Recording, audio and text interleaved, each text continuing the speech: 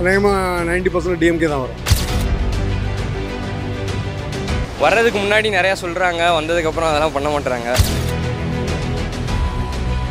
இருக்கும் bro, some pluses இருக்கும், some minuses இருக்கும், அது சொல்ல முடியாதுல்ல. இவ்வளோ வருஷமாக உங்களுக்கு டிஎம்கே ஏடிஎம்கே எல்லா பிளான்லாம் கொடுத்தாங்க, செஞ்சுட்டாங்களா? ஆனால் 100% காமராஜரையோட ஆட்சி இருந்தால் நல்லா இருக்கும்னு நினைக்கிறோம். அதெல்லாம் நல்லா தான் இருக்குது பார்க்குறதுக்கு. பட் வந்து திரும்பவும் எதனா ஒன்று பண்ணால் விஜயை தாக்குறாரு. ஆட்சி கரெக்டாக இருக்குன்றது இல்லை, 100க்கு 51% பண்ணாலே கரெக்டுன்னு அர்த்தம். ஏன்னா அவங்களாம் கஷ்டப்பட்டு சின்ன வயசுல இருந்தே மக்களுக்கு அப்படின்னு செஞ்சு வரல. அவர் நடிச்சாரு, இப்போ திடீர்னு ஆட்சிக்கு வந்திருக்காரு. எல்லாரும் புதுசாக வர்றப்ப அந்த மாதிரி ஏதாவது விமர்சனம் வர்றது தான், அது அரசியல் தானே.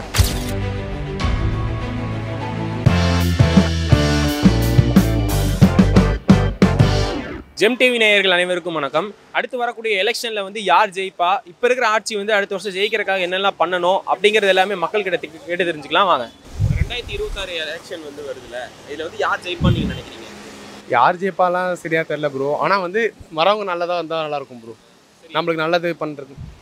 இப்போ இருக்கிற ஆட்சி இருக்குல்ல, இப்போ இருக்கிற திமுக ஆட்சி நடத்துறாங்கல்ல, இவங்க வந்து இப்போ இந்த 4 வருஷம் வந்து நல்லா ஆட்சி பண்ணியிருக்காங்கன்னு நினைக்கிறீங்களா? இருக்கும் ப்ரோ, சம் ப்ளஸஸ் இருக்கும், சம் மைனஸஸ் இருக்கும், அது சொல்ல முடியாதுல்ல. இப்போ எல்லாமே தப்பாக பண்ணிட்டாங்கன்னு சொல்ல முடியாது, எல்லாமே கரெக்டாக பண்ணிட்டான்னு சொல்ல முடியாது. இப்போ எல்லா ஆட்சியத்தினாச்சுங்களேன் அப்படி தான் இருக்கும். எதுவுமே பர்ஃபெக்டாக இருக்குன்னு சொல்ல முடியாது, எதுவும் நெகட்டிவாக இருக்குன்னு சொல்ல முடியாது. இப்போ வர 2026 எலெக்ஷனில் யார் ஜெயிப்பான்னு நீங்கள் நினைக்கிறீங்க? எனக்கு தெரிஞ்சு டிஎம்கே கொஞ்சம் ஸ்ட்ராங்காக இருக்காங்க.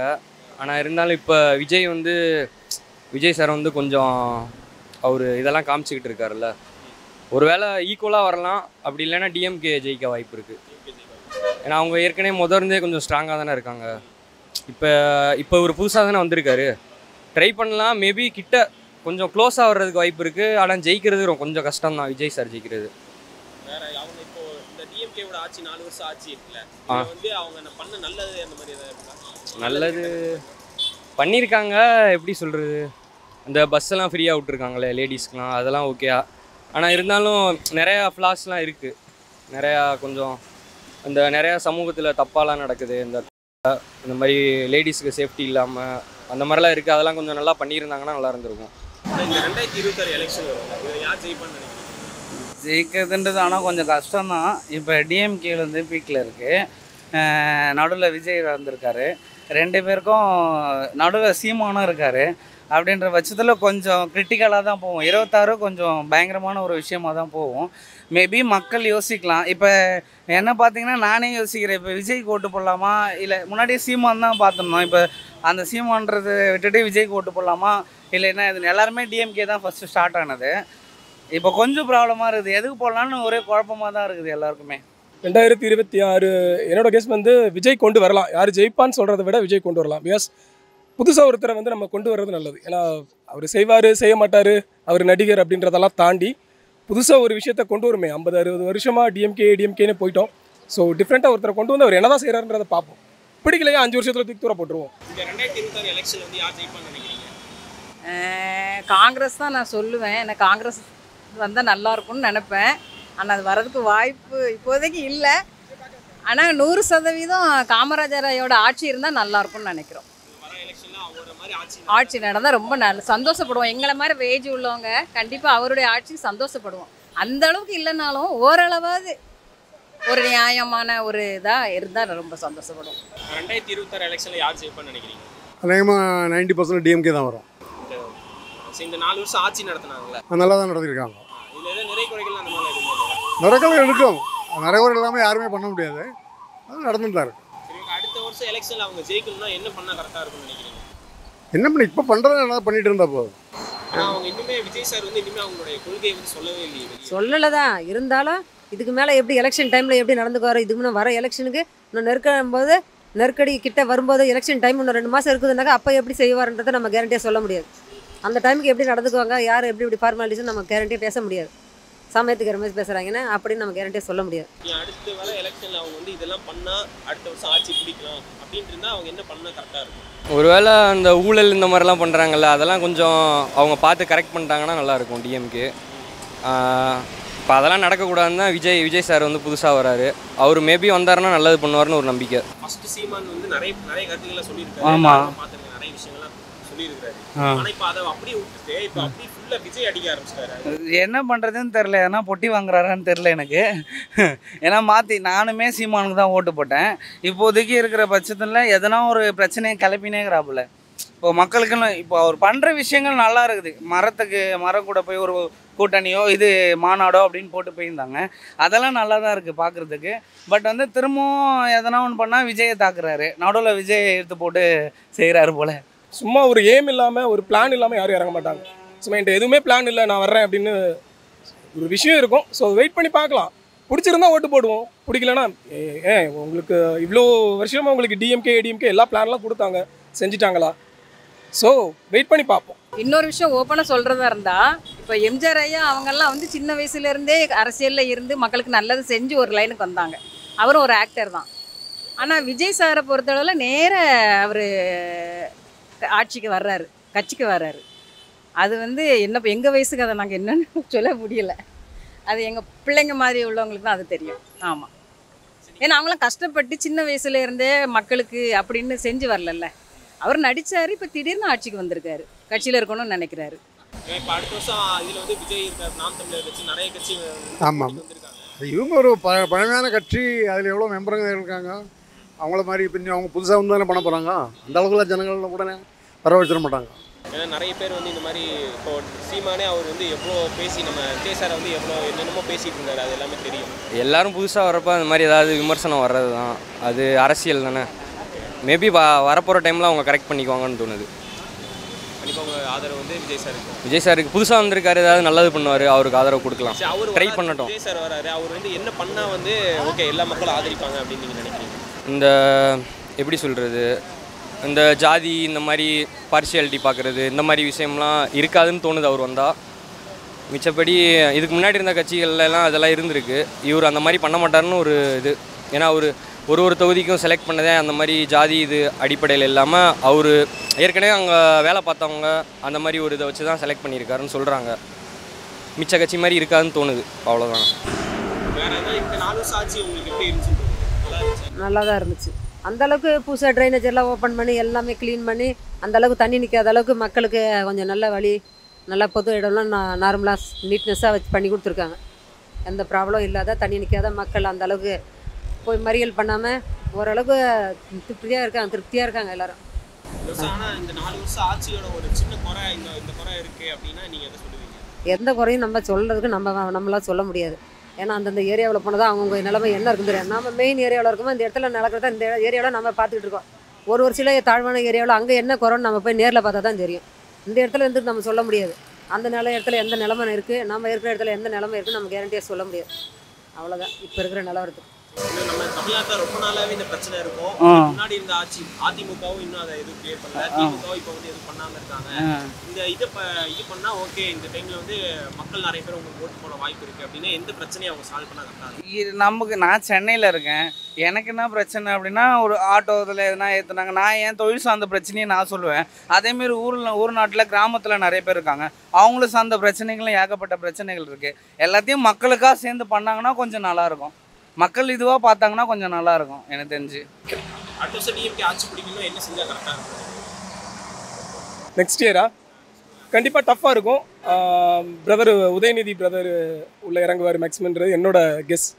ஸோ கொஞ்சம் டஃப்பாக இருக்கும். ஆனால் களம் சூடு பிடிக்கும். உங்களுடைய ஆதரவு யாருக்கு? அதான் சொன்னேன் இல்லை, கண்டிப்பாக 100% விஜய்க்கு தான். ஏன்னா பார்ப்போம், அவர் நல்லவர் கெட்டவன்றதெல்லாம் அடுத்து பேசுவோம். அவருக்கு 5 years கொடுத்து பார்ப்போம். வந்தால் தான் அவன் நல்லவனா கெட்டவனான்ற விஷயமே நமக்கு தெரியும். ஸோ கொடுக்க மாட்டேன்றதை விட கொடுத்து பார்ப்போம். ஏன்னா இவங்களுக்கு 60-70 வருஷம் கொடுத்துட்டோம். ஸோ இவங்களுக்கு கொடுத்து பார்ப்போம், நியூவாக ஒரு பர்சன் கொடுத்து பார்ப்போம். திமுக அடுத்த எலெக்ஷனில் ஜெயிக்கிறதுக்காக என்ன பண்ணால் சரியாக இருக்கும்? பாதுகாப்பு, மக்களுக்கு ரொம்ப மெயின் பாதுகாப்பு. பெண்களாக இருந்தாலும் சரி, போக்குவரத்தாக இருந்தாலும் சரி, ரொம்ப ரொம்ப முக்கியம் பாதுகாப்பு. அது ரொம்ப எங்களை மாதிரி ஆட்களுக்கு ரொம்ப தேவை. ஏன்னா பெண்கள் வெளி இடத்துல படிக்காங்க, குழந்தைங்க படிக்காங்க வைக்காங்க, அவங்க நல்லபடியாக போயிட்டு வெளியில் நல்ல பாதுகாப்போடு வரணும், ரொம்ப முக்கியம். இன்னொன்று ரோட்டில் போக்குவரத்தும் ரொம்ப பாதுகாப்பாக இருக்கணும் மக்களுக்கு, அது ரொம்ப ரொம்ப முக்கியம். அது எந்த இடமா இருந்தாலும் சரி, ரொம்ப முக்கியம். அது இன்னொன்று செய்கிற உதவிகள் அந்த மக்களை போய் கண்டிப்பாக சேரணும். அவங்க இப்போ ஒரு உதவி செய்கிறேன்னு இப்போ ஆட்சியில் சொன்னாங்கன்னா அது அந்த மக்களை போய் கண்டிப்பாக சேரணும். ஒரு உணவோ காலை உணவு கொடுக்காங்க, அதை கண்டிப்பாக அந்த ஏழை மக்களுக்கு போய் சேரணும். அப்புறம் வீடு வாசல் இல்லாதவங்களுக்கு வீடு வாசல் கட்டி கொடுக்காங்க. அது கண்டிப்பாக அவங்கள போய் சேரணும். இந்த இது வந்து டைரெக்டாக அவங்களுக்கு போய் சேரணுங்கிறத நான் நினைப்பேன். 100% அவங்களுக்கு போய் சேரணும். ஏன்னா 100% தான் அவங்களுக்கு போய் சேருது. அது கூட செய்கிறதா என்ன நமக்கு சொல்ல முடியலை. இந்த மாதிரி விஷயங்கள் வந்து கொஞ்சம் எங்களை ஏற்கனவே மனசை கொஞ்சம் யோசித்த விஷயங்கள். விஜய்னு இல்லை, நிறைய கட்சிகள் வந்து ஸ்டாலின் சார் எடுத்து அவங்க ஆட்சியை எடுத்து நிறைய கேள்விகள் எழுப்புறாங்க. அதுக்கெல்லாம் சரியான ப்ராப்பரான ஆன்சர்ல எதுவுமே அவங்க தரது இல்லையா? அதை பற்றி என்ன? ஒரு கவர்மெண்ட்டுன்னா ஆன்சர் உடனே கொடுக்க மாட்டாங்க. அவங்க தப்பு இருந்தாச்சுன்னா கொஞ்சம் லேட்டாக தான் கொடுப்பாங்க, இல்லைன்னா கொல்லாமல் விட்டுருவாங்க. கேட்குறவங்க எது வேணாலும் கேட்கலாம் இல்லையா? அதான் சொல்கிறேன். தமிழ்நாட்டிலே நிறைய பிரச்சனைகள்லாம் இன்னுமே இருக்கும். அது யார் வந்தாலும் இருக்கும், எந்த கவர்மெண்ட் வந்தாலும் இருக்கும். ஆமாம், முன்னாடி வந்து நீட்டை வந்து ஒழிக்கிறேன் அந்த மாதிரி சொல்லி தனியாக ஒழிக்கிறேன்னு சொல்லிட்டு நான் கையெழுத்து போட போகிறேன்னு சொன்னாங்க, பண்ணலை. அது ஒரு சின்ன கெட்ட பேர் இருக்க தான் செய்யுது. அது பண்ண முடியல, இனிமேல் பண்ணுவாங்களான்னு தெரியல. அது இப்போ யார் வந்தாலும் இப்போ என்ன சிம்பிளாக நடக்க தான் செய்யும். அது அடுத்த வருஷம் உங்களுடைய ஆதரவு யாருக்கு இருக்கு? நான் டிஎம்கே தான் போகிறேன். ஆட்சி கரெக்டாக இருக்குன்றது இல்லை, 100க்கு 51% பண்ணாலே கரெக்டுன்னு அர்த்தம். இப்போ நம்ம தமிழ்நாட்டோட மெயினான ஒரு பிரச்சனை இந்த ஆட்சியிலுமே ஆனாலுமே இந்த பிரச்சனை இருக்கு, எப்பவுமே இருந்துகிட்டே இருக்கு, இது வந்து சரியாகவே மாட்டேங்குது அப்படின்னா என்ன ப்ராப்ளம் வந்து நீங்கள் சொல்லுவீங்க?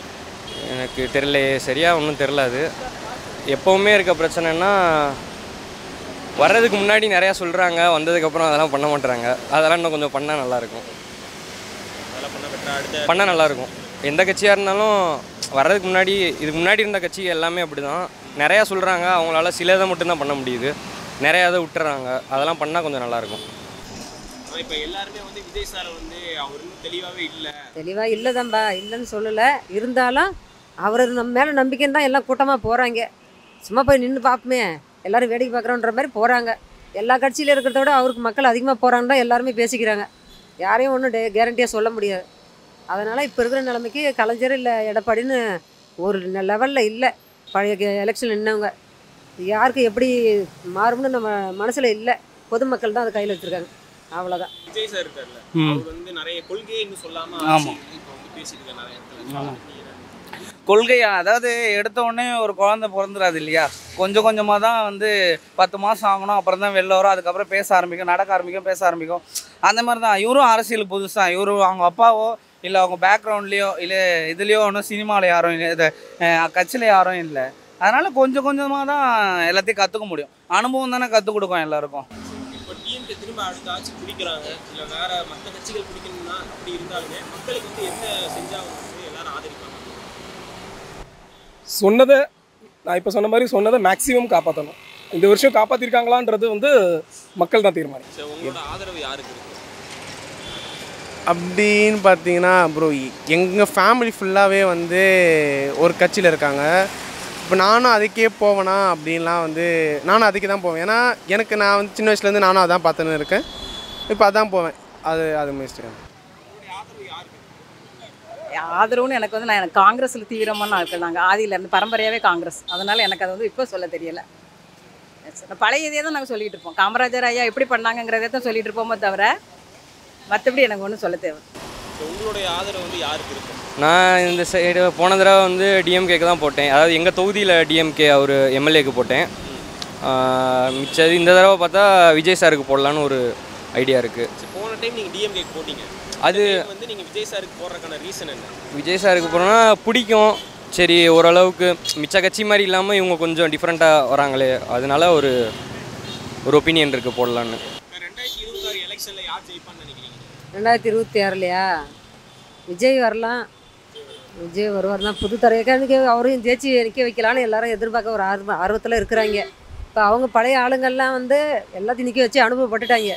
இதுக்கு மேலே வந்தால் புதுசாக நிற்க வைக்கலாம், புதுசாக தேர்ந்தெடுக்கலாம் தான் இப்போ மக்கள் கவர்ச்சியாக போய்கிட்டே இருக்கிறாங்க நாட்டில். அதனால தான் முன்னணியாக அந்த கட்சிக்கு போயிட்டு எல்லாம் மீட்டிங்கில் போயிட்டு கலந்துக்கிறாங்க, எல்லாம் பண்ணுறாங்க. எனக்கு தெரிஞ்சு ஜெயிக்கிறதுனா கூட்டணி இருக்கிற கட்சிங்க தான் ஜெயிக்கும். டிஎம்கே இப்போ எல்லாமே ஒன்று சேர்ந்து ஜெயிச்சா தான் உண்டு. இப்போ சீமானும் தனியாக நிற்கிறாரு, விஜயும் தனியாக நிற்கிறாரு. டிஎம்கே ஆல்ரெடி நிறைய கூட்டணி இருக்குது. ஆப்போசிட்டில் எடப்பாடி அவரும் ஓரளவுக்கு பேசிகிட்டு இருக்காரு. இந்த மாதிரி இருக்கும்போது 10 இருக்கிற இடத்துல 2 ஒன்று அப்படி பிரியும், எல்லாருக்கும் பிரியுன்றதுனால கொஞ்சம் கிரிட்டிக்கலாக தான் எனக்கு தெரிஞ்சு வரும்னு நினைக்கிறேன். அதான் சொன்னேனே, இவங்க 3 பேர் இருக்காங்க. இந்த 3 பேருக்கு யாருக்கு ஓட்டு போகிறதுனே தெரியாமல் தான் இருக்குது எனக்கு தெரிஞ்சு. ஆமாம், கன்ஃபியூஸாக தான் இருக்குது. வரலான்றது அவர் முன்னிலையில் தான் இருக்குது. அவர் பண்ணுவாரன்றதை நம்ம போகிறதுலேருந்து தான் பார்க்கணும் எனக்கு தெரிஞ்சு. சில பேர் நிறைய பேர் சொல்கிறாங்க அதெல்லாம் வேலைக்காவதுப்பா வரமாட்டார், எதுவும் பண்ண முடியாது அவரால் அப்படின்னு. கொஞ்சம் கொஞ்சமாக தான் எல்லாத்தையும் கற்றுக்கணும், கொஞ்சம் கொஞ்சமாக தான் வர முடியும்.